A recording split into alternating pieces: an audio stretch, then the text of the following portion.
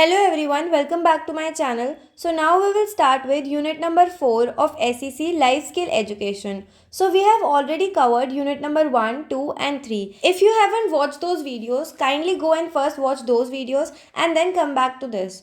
So now let's have a look at the syllabus first. So unit number 4 is application of life skills in field work.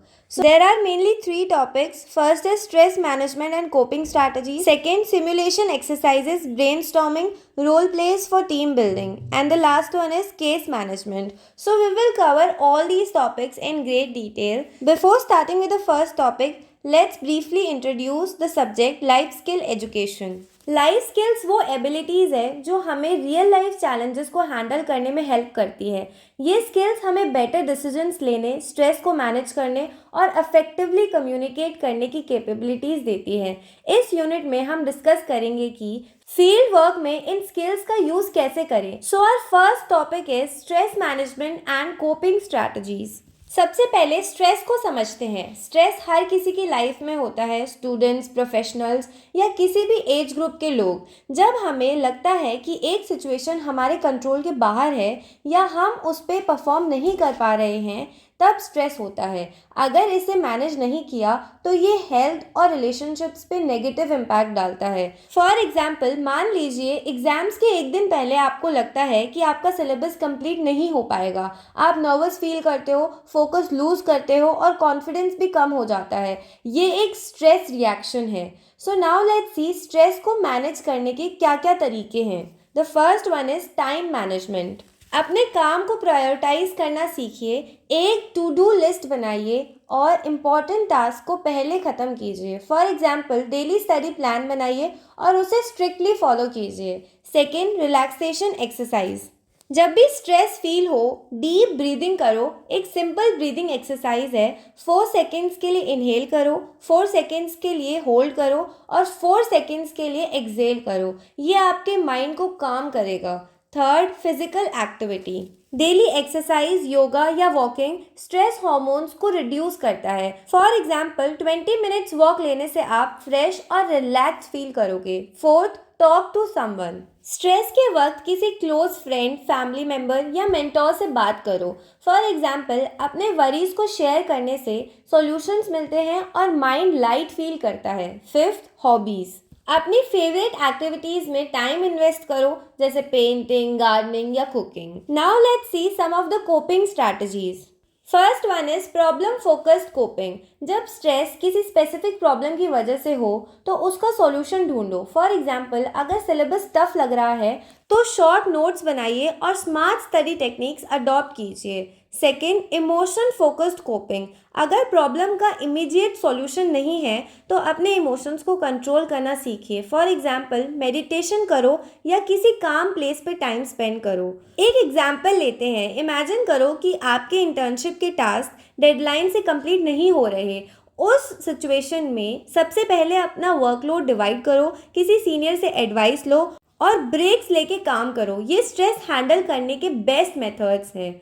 So basically stress life का एक normal part है, but अगर हम इसे manage करना सीखें तो ये हमें स्ट्रॉन्ग और फोकस्ड बनाता है। स्ट्रेस को इग्नोर मत कीजिए, इंस्टेड अपने लाइफ स्किल्स यूज़ करके उसे टैकल कीजिए। So now the next topic is brainstorming. Brainstorming एक स्ट्रक्चर्ड ग्रुप एक्टिविटी है जिसमें सब टीम मेंबर्स अपने आइडियाज़ और सॉल्यूशंस ओपनली शेयर करते हैं। इस एक्टिविटी का मेन एम है क्रिएटिविटी और प्रॉब्लम सॉल्विंग को इनकरेज करना without any criticism. Steps of brainstorming. First, define the problem. Team leader सबसे पहले इशू को क्लियरली एक्सप्लेन करता है। फॉर एग्जाम्पल, अगर एक एनजीओ को डिसाइड करना है कि कैसे स्लम एरिया के बच्चों के लिए एक एजुकेशन प्रोग्राम स्टार्ट करें, तो प्रॉब्लम स्टेटमेंट होगा कैसे एक इफेक्टिव और अफोर्डेबल एजुकेशन सिस्टम डिज़ाइन करें। Second, idea sharing. हर मेंबर अपने आइडियाज़ फ्रीली प्रपोज करता है। रूल, किसी भी आइडिया को इमीडिएटली जज नहीं किया जाता। फॉर एग्जाम्पल, एक मेंबर बोलता है हम वीकेंड क्लासेस ऑर्गेनाइज करते हैं और दूसरा मेंबर सजेस्ट करता है मोबाइल लर्निंग ऐप्स का यूज़ करें। Third, idea evaluation. सब आइडियाज़ को लिस्ट करने के बाद टीम उनको इवैल्यूएट करती है और बेस्ट आइडियाज़ सेलेक्ट करती है। Fourth, implementation plan. Best ideas के बेसिस पर एक एक्शन प्लान बनाया जाता है। Now let's C benefits of brainstorming. Team members के बीच क्रिएटिविटी और कोलैबोरेशन बढ़ता है। हर इंडिविजुअल को अपने थॉट्स एक्सप्रेस करने का चांस मिलता है। बेस्ट पॉसिबल सॉल्यूशंस जनरेट होते हैं। फॉर एग्जांपल, इमेजिन करो आप अपने कॉलेज फेस्ट के प्लानिंग कमेटी में हो। ब्रेनस्टॉर्मिंग सेशन में सब लोग फेस्ट के थीम, बजट और इवेंट्स डिस्कस करते हैं। हर मेंबर अपने यूनिक आइडियाज़ देते हैं। कोई कल्चरल नाइट सजेस्ट करता है तो कोई गेमिंग जोन। एंड में सब मिलकर एक परफेक्ट प्लान रेडी करते हैं। So now let's see role plays for team building. सबसे पहले समझते हैं कि रोल प्ले क्या होता है। रोल प्लेज एक प्रैक्टिकल सिमुलेशन एक्सरसाइज है जिसमें team members specific roles adopt करके रियल लाइफ सिनेरियोज इनैक्ट करते हैं। ये एक्टिविटी कम्युनिकेशन, एम्पैथी और डिसीजन मेकिंग स्किल्स को इम्प्रूव करती है। So now let's see steps of role play. First is scenario selection. पहले एक रेलेवेंट सिचुएशन सिलेक्ट की जाती है जो टीम के वर्क से रिलेटेड हो। फॉर एग्जाम्पल, एक टीम को इमेजिन करना है कि वो एक डिजास्टर रिलीफ मिशन पे काम कर रही है। Second, role assignment. हर मेंबर को एक स्पेसिफिक रोल दिया जाता है। फॉर एग्जाम्पल, एक मेंबर रेस्क्यू ऑफिसर बनेगा, दूसरा लॉजिस्टिक मैनेजर और तीसरा मीडिया कोऑर्डिनेटर। Third, enactment. हर मेंबर अपने रोल को प्ले करता है और सिनेरियो के अकॉर्डिंग डिसीजंस लेता है। For example, rescue officer situation का असेसमेंट करेगा, logistic manager relief material organise करेगा और media coordinator press release prepare करेगा। Fourth, feedback and discussion.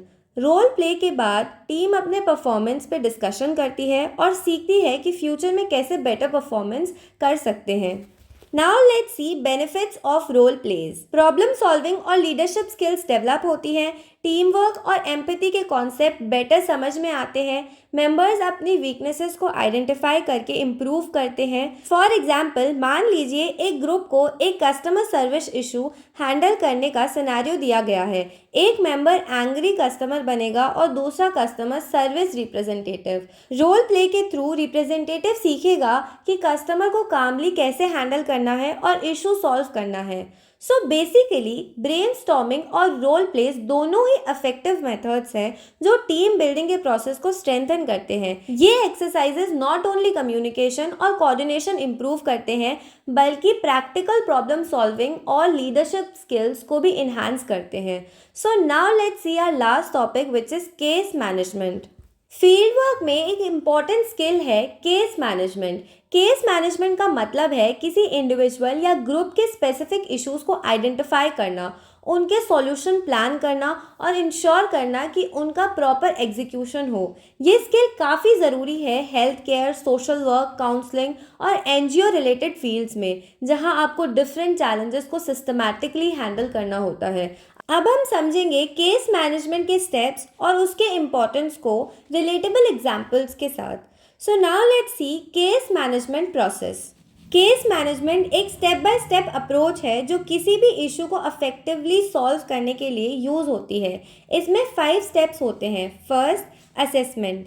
पहला स्टेप होता है इशू को समझना और डेटा कलेक्ट करना। फॉर एग्जाम्पल, मान लीजिए आप एक एनजीओ के लिए काम करते हैं जो स्कूल ड्रॉप आउट स्टूडेंट्स के लिए काम करता है। पहले आपको ये समझना होगा कि स्टूडेंट्स स्कूल क्यों छोड़ रहे हैं। क्या वो फाइनेंशियल रीजंस हैं, लैक ऑफ इंटरेस्ट है या घर के प्रॉब्लम्स हैं। Second, planning. असेसमेंट के बाद एक क्लियर एक्शन प्लान बनाया जाता है जो प्रॉब्लम का सॉल्यूशन दे सके। फॉर एग्जाम्पल, अगर फाइनेंशियल इश्यूज प्रॉब्लम है तो स्कॉलरशिप प्रोग्राम्स का अरेंजमेंट हो सकता है। अगर घर के काम की वजह से स्टूडेंट स्कूल नहीं जा रहे तो इवनिंग क्लासेस का प्लान बनाया जा सकता है।